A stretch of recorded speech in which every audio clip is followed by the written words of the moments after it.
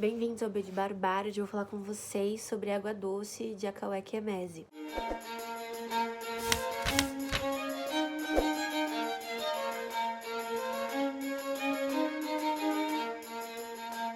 Esse livro aqui é parte de uma tradição internacional de escritas sobre a descoberta sexual, mas principalmente sobre também uma identidade de gênero. A grande diferença do que Akaweke faz nesse livro é que existe uma ancestralidade nigeriana muito forte aqui. A recolocação dos Ogbanjes, para quem não conhece, os Ogbanjes são espíritos ditos malignos no senso comum da comunidade nigeriana e que, por exemplo, muitas mulheres foram mutiladas nas suas genitálias porque se acreditava que a mutilação genital seria um tipo de exorcismo desses Ogbanjes. E quando a gente vê, na verdade, que é mais uma maneira da religião oprimir a sexualidade feminina. Nesse livro aqui, a gente tem a narrativa tomada por Ogbanjes. Então, eu até brinquei lá no Instagram. É como se a gente tivesse um grande divertidamente nesse livro. Porque a gente tá dentro da cabeça da personagem principal, que é a Ada. E a gente vai, então... a gente vai ter essa divisão na narrativa por diversas facetas desse ser. Porque os Ogbanjes não deixam de fazer parte de quem a Ada é, mas é como se fossem consciências em separado e que representam momentos da vida dela. Existem Ogbanjes que nascem com a Ada, existem Ogbanjes que são frutos de traumas que a personagem sofre ao longo da escrita, e aqui eu, inclusive, preciso dizer para vocês que existem gatilhos de violência sexual nesse livro, então pode ser que algumas pessoas não se sintam tão confortáveis durante a leitura, o que é completamente normal, mas é bom avisar para vocês irem prontos para essa experiência, né? É uma narrativa jovem, tem essa questão da descoberta sexual, não passa por um protocolo que a gente vê bastante na literatura europeia, estadunidense, de jovem descobre que é homossexual porque se apaixona por alguém e aí não conta pros pais e aí esconde dos amigos. Não é esse o foco. Muito pelo contrário, essa história fala muito mais das experiências com o próprio corpo. E ainda que seja talvez um pouco egoísta da parte da protagonista, no sentido de que ela mora em residências estudantis, então ela não tem que dar satisfação pros pais dela. Então ela faz o que ela bem entende, ela comunica aos pais. E assim, nesse sentido, não é nem que seja egoísta, eu acho que na verdade é o que se deve fazer, porque você não comunica aos seus pais quando você se descobre heterossexual ou quando você decide, quando uma mulher decide fazer uma cirurgia de silicone, por exemplo, que reafirma essa feminilidade como esperada pela sociedade. E aí quando você faz o inverso, se espera que você busque aprovação e não que você comunique, o que pra mim é muito antinatural e denota esse preconceito que a gente tem, né, que é isso de tratar como o outro e não como um igual. Mas enfim, esse livro vai tratar bastante disso. Como eu falei, é uma narrativa jovem, não vai ter grandes conflitos no sentido de salvar o mundo, mudar vidas, mas eu achei que é uma leitura muito gostosa de ser feita, é uma leitura que flui bastante, mesmo com esses momentos de traumas bastante fortes. É uma narrativa que vai fazer a gente submergir numa cultura nigeriana por um outro ponto de vista. Esse tá longe de ser o primeiro livro que eu leio nigeriano, né? Já tivemos Chimamanda, Ayobami Adebayo, Oinkan Braithwaite, Buche Meche tá aqui nesse canal. Mas eu acho que essa perspectiva mais jovem e por mais que contemporânea, ainda buscando essas raízes, essa ancestralidade Ogbanji, eu acho que traz um novo frescor, tanto para a literatura nigeriana que eu conhecia, quanto para a literatura de descoberta da sexualidade e da identidade de gênero que eu conhecia, né?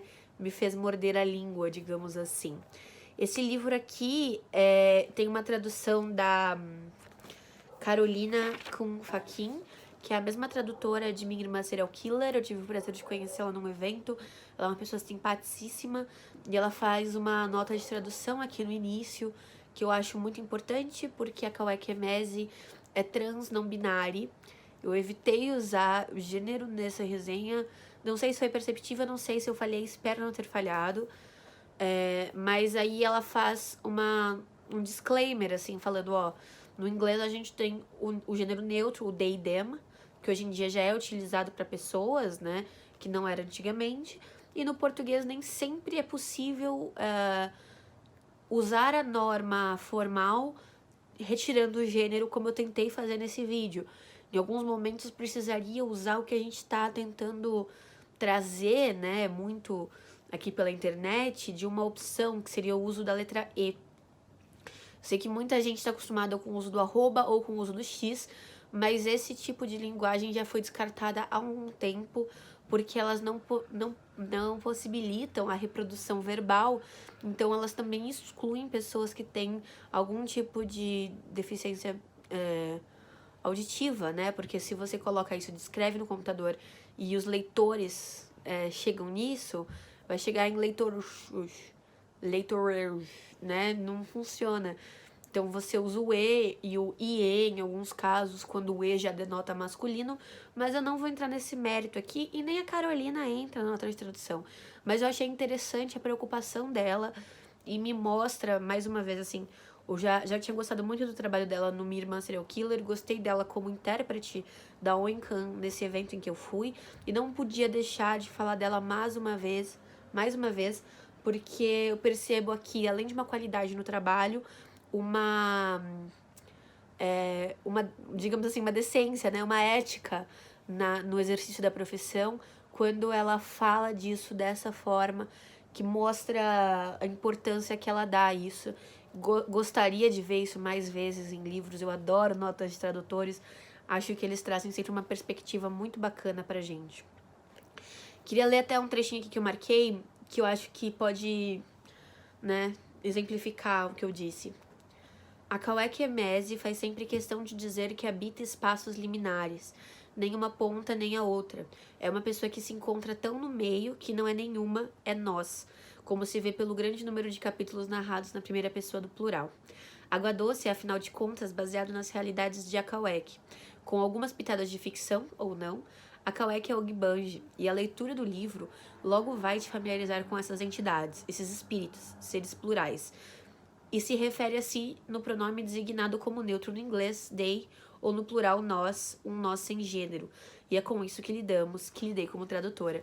Então eu acho, assim, de um cuidado muito respeitável, né? Queria fazer esse agradecimento e parabenizar a Capulana por trazer essa tradutora que acho que se encaixou perfeitamente aqui nessa obra.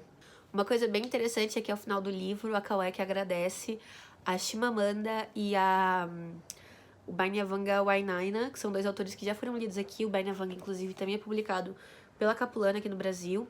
E aí eu achei muito bonito. Diz assim, quer ver? Agradecimentos, tem vários agradecimentos. Chimamanda Adichie, pela oficina de escrita criativa Farafina e as ondas criadas lá. Por aquele momento em que comecei a te contar sobre o livro e você inclinou a cabeça, olhou para mim e disse: "Ah, então você é Ogbanji." Bainyavanga Wainaina, por me fazer cancelar meu Uber para falar sobre o meu trabalho. Por ser um defensor ferrenho desse livro e assegurar que ele recebesse a atenção necessária. Você acreditou tanto nele que eu acreditei também.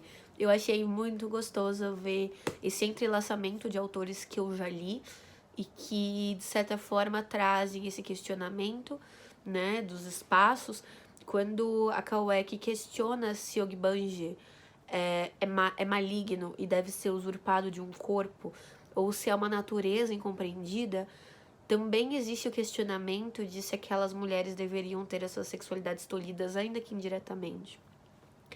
Então, se relaciona com a luta feminina e feminista da Chimamanda, se relaciona com a luta LGBT de Bainyavanga, e eu acho que, sabe, esses três autores dando as mãos nessa produção literária é enriquecedor.